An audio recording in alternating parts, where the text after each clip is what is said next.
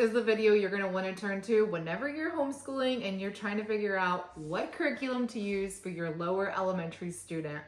We got a lot to talk about, so let's just dive right in. First things first, let's talk about ELA or language arts. Now, when you're teaching kids to read, there's two stages. There's the learning to read stage where they're learning phonograms, they're learning letter sounds, they're learning blending, things like that. And then once they've mastered all those skills, they're in the next phase, which is the reading to learn phase. So for those phases, there's two different types of curriculums. So let's talk about the learning to read phase. There's two curriculums that I feel that are very popular in the homeschooling world, and everyone's got their opinions about which one is the best, but I'm just gonna give it to you straight, and then you can make the choice that's right for your family. We have my choice, which is Logic of English Foundations. This is a very, very well done curriculum that teaches kids the science of reading. So it basically gives kids all these phonograms that they have to kind of memorize and sort through. And then it teaches kids grammar, it teaches kids spelling. This is your all-in-one ELA curriculum. You will not need anything else for lower elementary when they are in the learning to read phase. It's even got handwriting in it too. I love this. I know some families, this is not their favorite curriculum because it can be a lot. Let's just show you the phonogram cards that it kind of teaches kids to run through. Kids will get these cards. We use these every single lesson. We kind of review the language sounds. It's very intense, but I feel like this is so well done. I feel like my 7-year-old is such a good speller from this because we learn how to break a word apart and sound it out with all of the phonograms we're learning. But this is a lot of rules, and for some, that can be kind of overwhelming. Now, very similarly, there's another curriculum that homeschooling families love, and usually if you don't like Logic of English, you will like this other curriculum, and that is all about reading. I think it is also really well done. It still teaches kids the science of reading, and I do think that it's a great curriculum. The only reason I didn't go with it is because there is no spelling component. It is just a reading curriculum, so you will have to supplement with their other curriculum, which is all about spelling. So those are the two when you are in the learning to read phase, and I personally really like Foundations. Let me show you what a lesson looks like. Now, Logic of English Foundations has 4 levels, A through D. You could probably do A, B, and maybe even parts of C in kindergarten, and then finish up and do C and D in first grade. And I'll show you D since it's probably the most complex one, but every unit you'll review the phonograms. Then there's now in D, there's an added grammar component, and then there's spelling, there's reading comprehension, and then there is handwriting if you choose to use that. We chose to do a different curriculum, and then this is the student workbook that corresponds with the lesson. Once kids are out of the learning to read stage, they enter the reading to learn stage. They know how to read. Now they're using reading as a tool to help them learn more things. This is interesting because now we are out of the world of all-in-one curriculums, and a lot of homeschooling parents start to do the build your own approach. Mine is very eclectic, so eclectic that I had to write notes just to make sure I had all the talking points.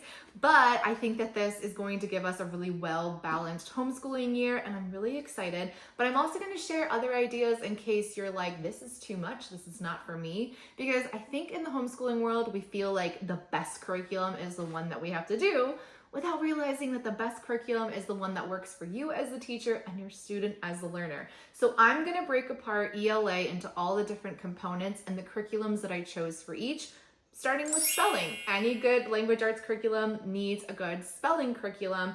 We have decided to shift to all about spelling. I think Logic of English gave us a fantastic base for spelling. I am going to start at level 1 just so I can get used to the curriculum and just so we can kind of build confidence.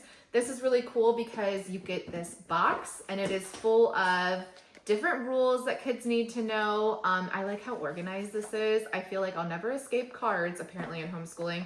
And then it gives kids all of these spelling words that they're going to have to utilize throughout their curriculum, and it's all into little tab sections. So there's cards that you need to review. There's a section for that.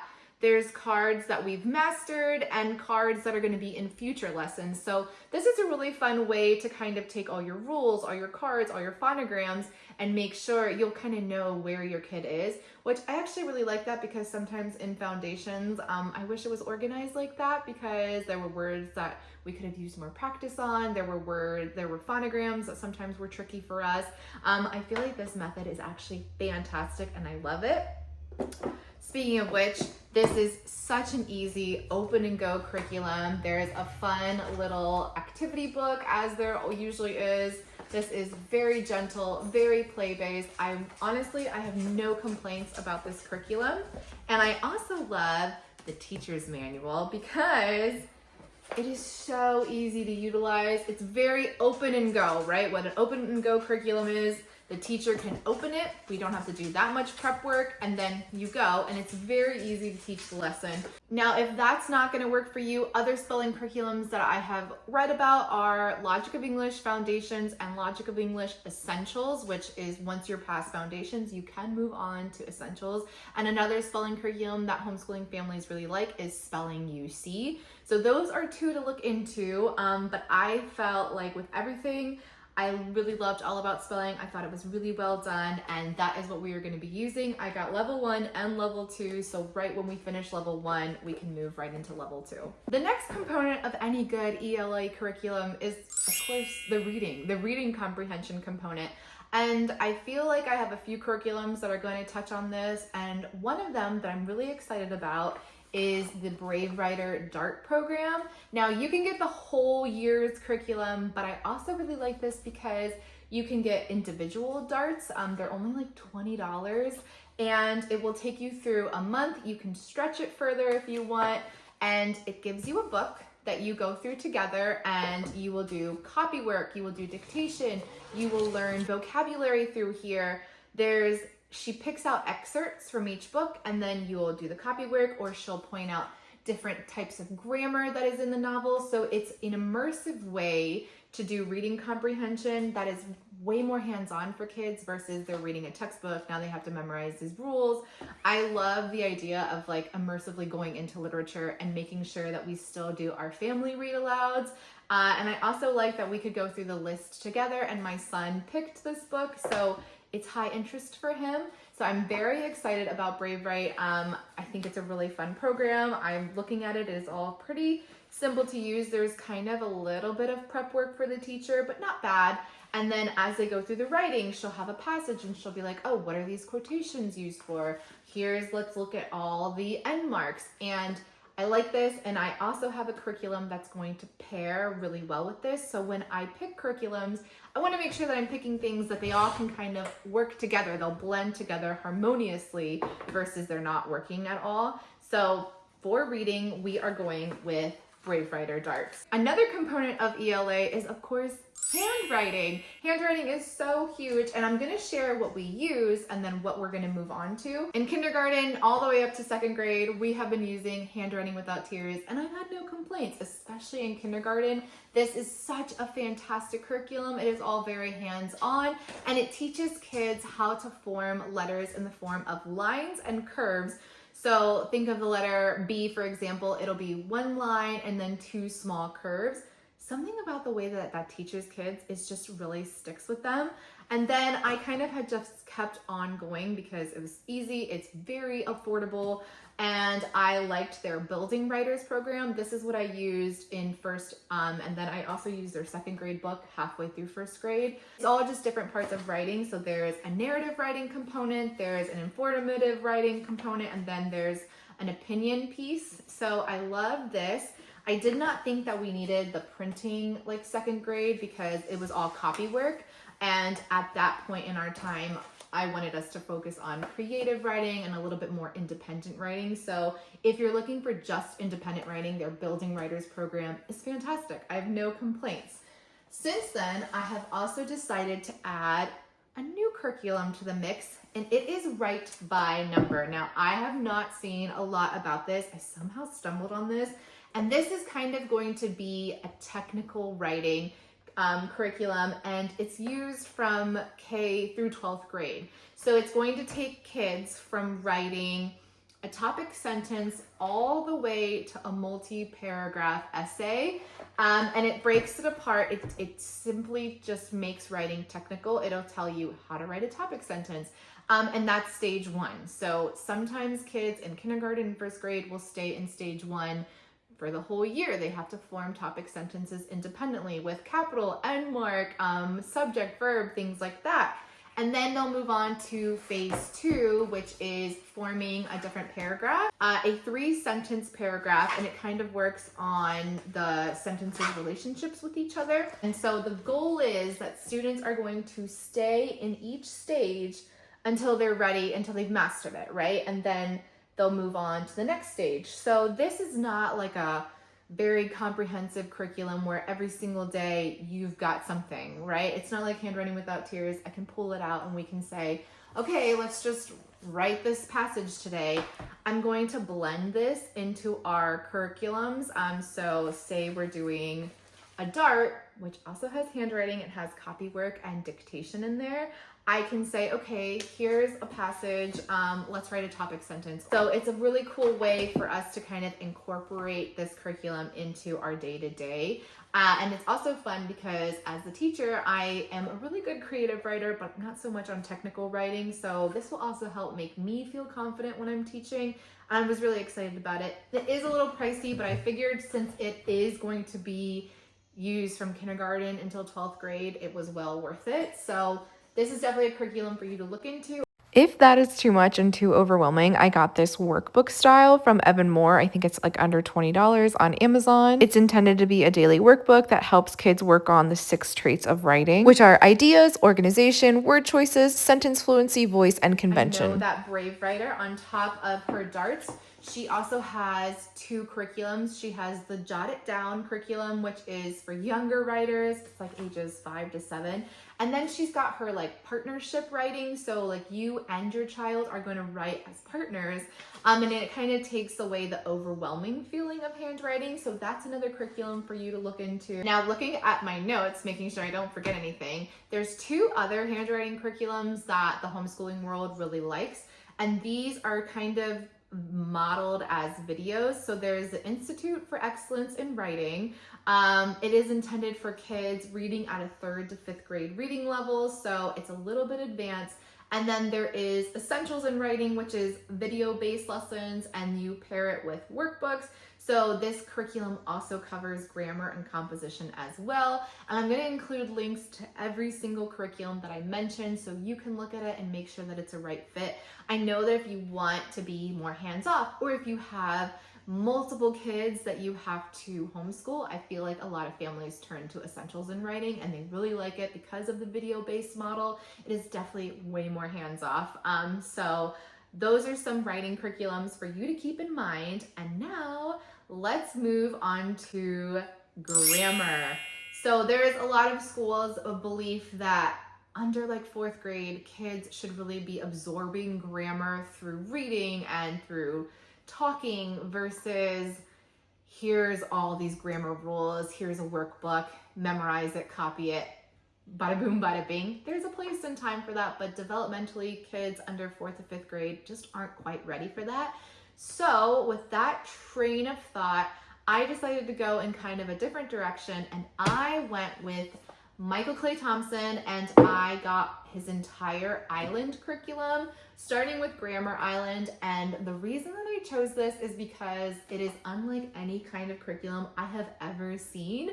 It teaches kids how to kind of understand grammar in this like almost like lyrical writing. He just like makes a book and we will read it together and then discuss. There's no workbooks in this stage.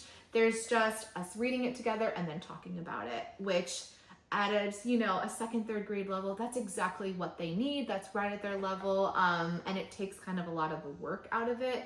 I feel like if I gave my kid worksheets all day, he would kind of not do well with that. My kid is not a worksheet heavy kid versus other kids who might be. So I like this. I plan on taking this really nice and slow because Grammar Island is intended for 3rd grade and above, but I figured more of like a 3rd grade reading level, which we are at, and the cool thing about homeschooling is I can take my time. I can go as slow as I want to go. So I love this. I like that there's no drills, there's no worksheets. We're being introduced to grammar in a conceptual way. So I feel like that's perfect for our age. So what Grammar Island is going to cover, I have all my notes too. It's going to cover parts of speech, parts of sentence, phrases, and clauses, but it's just in a storytelling way. And then I like this because as we learn a concept in Grammar Island, say we read a few pages of Grammar Island on Monday, now we're gonna go to our DART on Tuesday, I can say, oh, we learned about nouns in Grammar Island. Hey, do you see any nouns in the passage that we just read? So this is what I'm talking about, curriculums marrying beautifully and making your job as the parent a lot easier. Now this is just Grammar Island. If you want, you can just get Grammar Island by yourself if you wanted to piece together and you just needed a grammar component. But I got the whole island. We are on the whole island, so I got Sentence Island, so it walks students through how to build structured sentences and paragraphs. And again, it's done really, really well because it's all kind of just fun. We're reading it, we're seeing the sentences, and then, oh, like here's how we form the sentence. And so it's all just in a really fun way for kids. And then there is Practice Island. So this is just having kids practice copywork and practice forming their own sentences based off of what they're reading. And so then there is the language or vocabulary section of ELA. He has building languages, which is how you're going to explore Latin roots and how English words are constructed. You don't technically need a language component if you're doing a lot of read alouds. DART also covers vocabulary through reading. So a lot of this island is just extra for us and just how we want to use it. So if you're gonna get one, I do recommend just Grammar Island. But if you kind of want the whole curriculum, this is all very, very inclusive. You won't really need much ELA besides spelling on top of Michael Clay Thompson. Those are things for you to look at and for you to consider. He also does, on this island, he has like a poetics one, so it also introduces kids to poetry. So as you can imagine, very comprehensive, very unique. I really love it and I'm really excited to use it. And I'm excited to share how I'm going to incorporate it into our other curriculum choices. And so with that, there's 3 more components of any good ELA. Like I mentioned, vocabulary. So that's going to be covered in our DARTs and in our Michael Clay Thompson. And it's just going to be naturally woven into our day-to-day. Doing that, it just feels more organic to me instead of being given like a list of vocabulary words that we have to memorize. I just don't feel like that suits our learning style. So I'm definitely a more organic style homeschooler. And so I'm really excited about that. And of course, there will be a time where we will have to memorize vocabulary words, but age 7 is not it. And then the last 2 components, speaking and listening, which is pretty much woven into our everyday homeschooling life. We do read alouds, we ask questions, we discuss the books. There's a lot of narration, open-ended discussion. So if there's one component of ELA that I am not concerned about, it's the speaking and listening. So that is kind of all of ELA. Now, given everything I said, how I kind of pieced it together, there is another language arts curriculum that is very highly reviewed, and it is called Lightning Literature, and that is completely comprehensive. You will not need to get anything else for Lightning Literature besides spelling and maybe extra handwriting if your kid needs extra handwriting practice.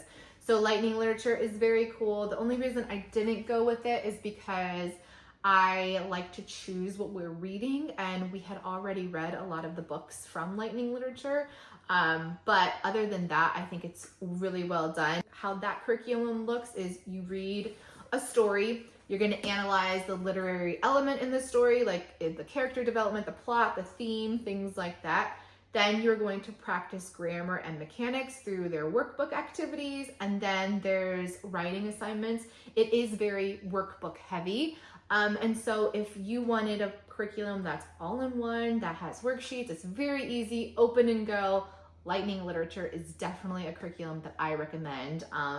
Or if you're like me and you like an eclectic piecemealing approach, then I think this is what I'm going with. I'm very excited about. Now that we're done with the major beast, which is ELA, I am excited to talk to you about our math curriculum.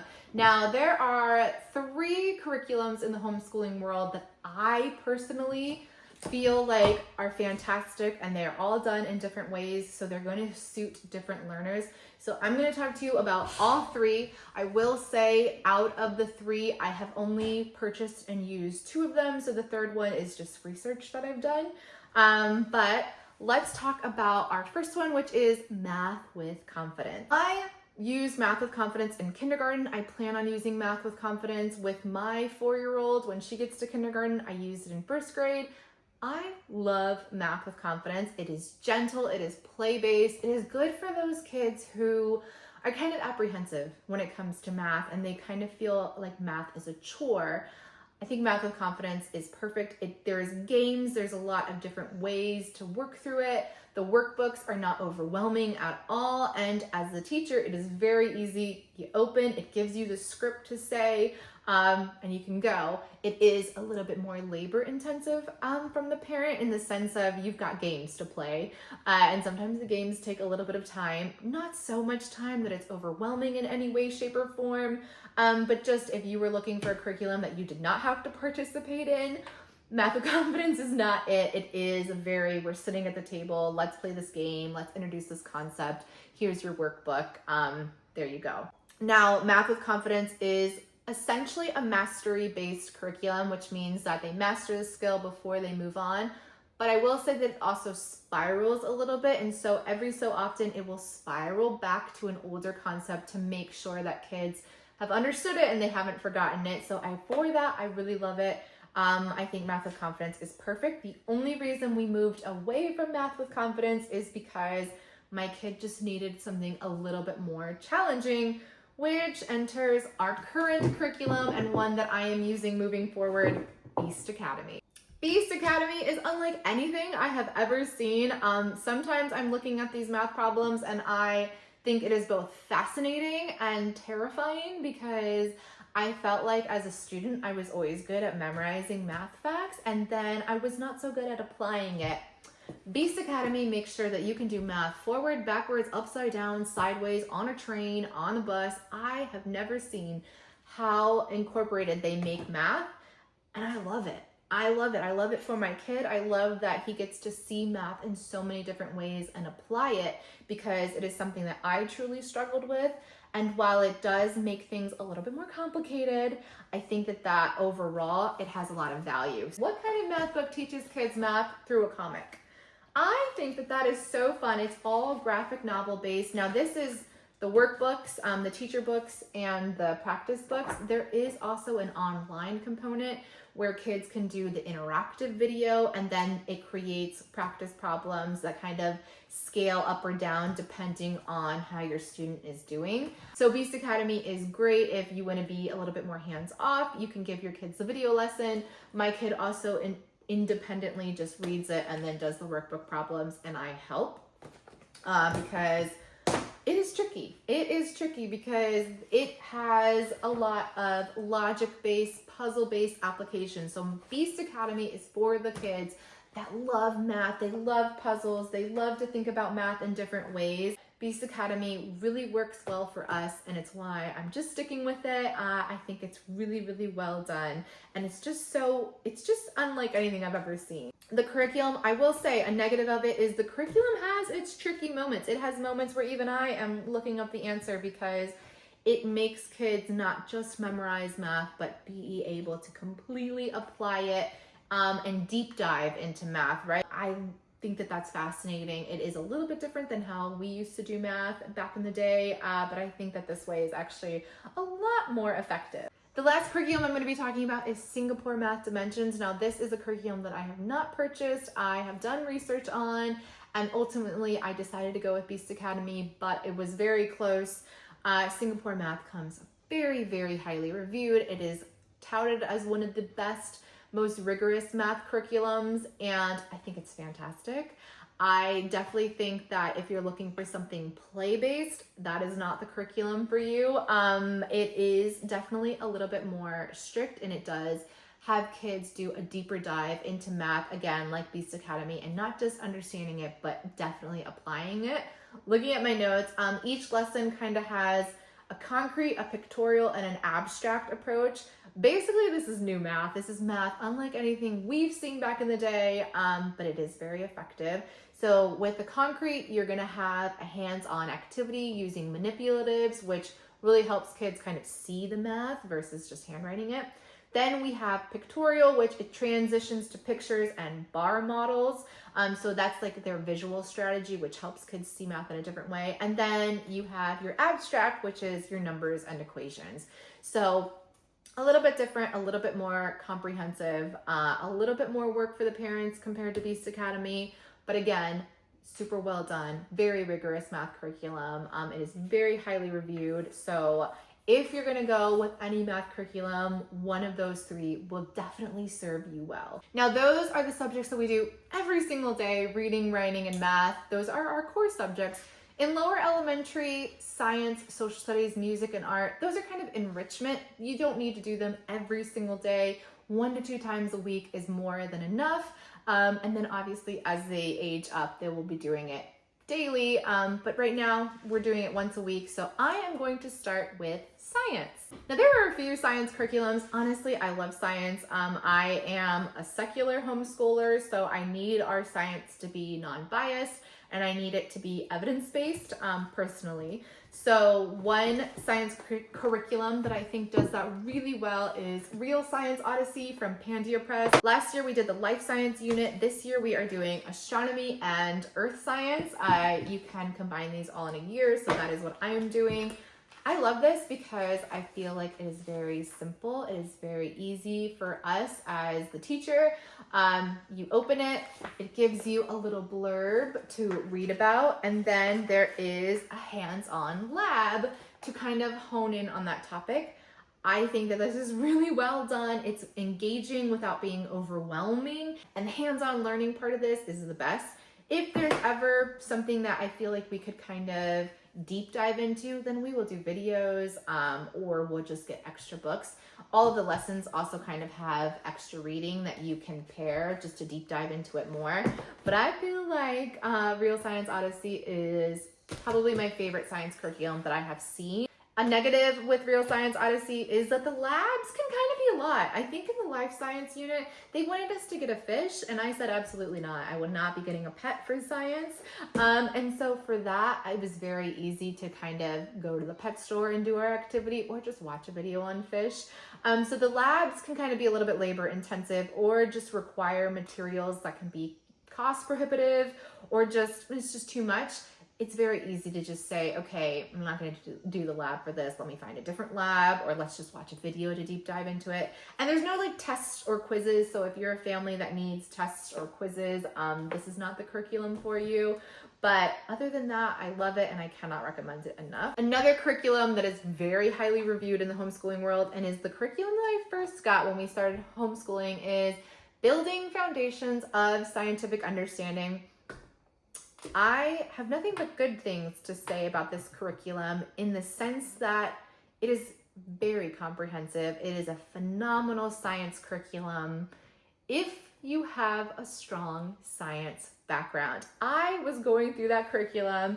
I have a bachelor's in neuroscience, and I felt like I was back in college reading some of that text, because it is all discussion based. You will read together and then do the discussion questions. Sometimes there's worksheets to do that the community, it's such a big curriculum that communities are formed on it to help you understand it, to help have labs for it. It is very popular, but it was just too much prep work. I felt like I was studying again every night, making sure that I was a good source of knowledge for the reading. So for me and my homeschooling style, I just knew that I could not be doing that much work every week for science.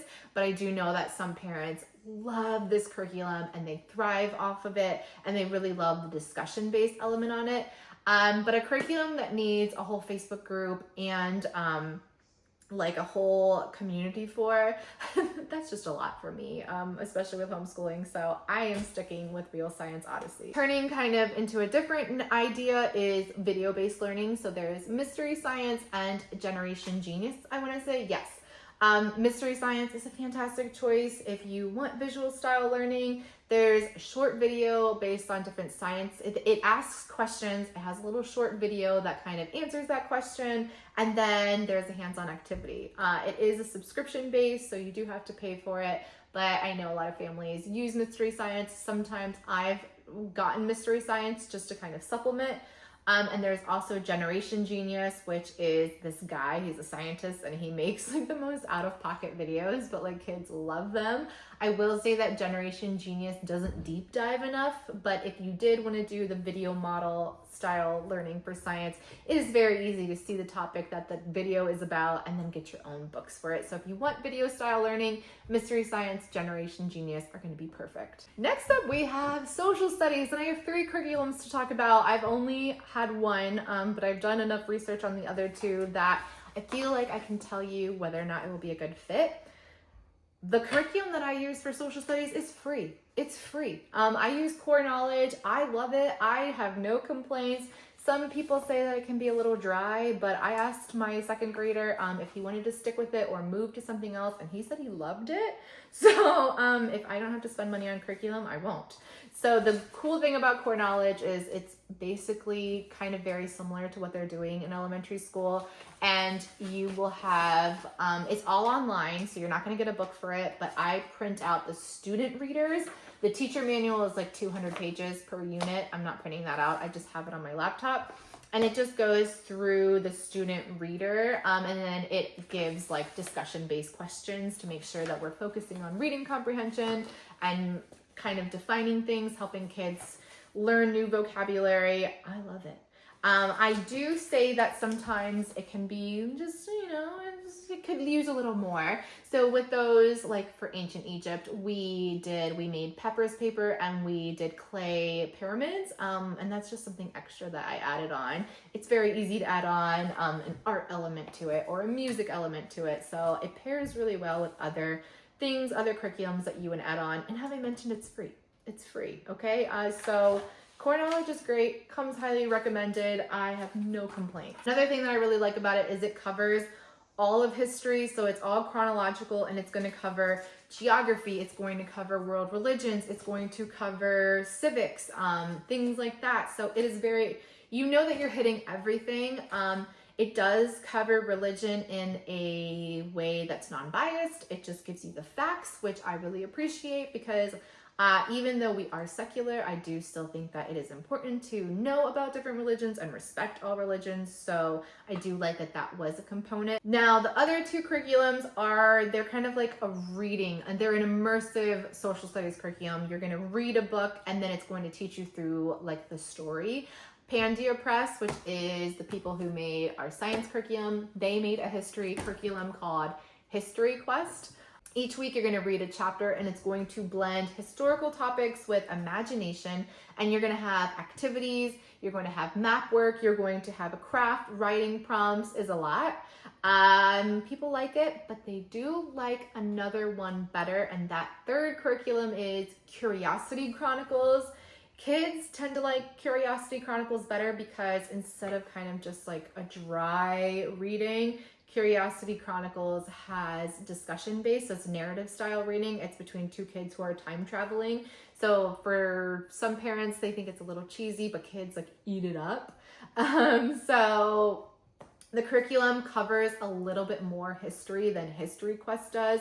So if you're in between History Quest and Curiosity Chronicles, the consensus online is Curiosity Chronicles is a little bit more popular. The students are going to have chapters full of discussion questions, timelines, map work, hands-on activities, and comprehension questions. So it is very similar to History Quest. You can't really go wrong. People just say you get more bang for your buck with Curiosity Chronicles, and kids tend to like the Curiosity Chronicles activities more. But if you want something free, then Core Knowledge is more than enough, and it's fun too. The last two curriculums I'm going to be talking about is art and music and listen. It's really hard to go wrong with these. As long as you cover them, I think you're doing enough. I will show you what I used and what I am currently using for art.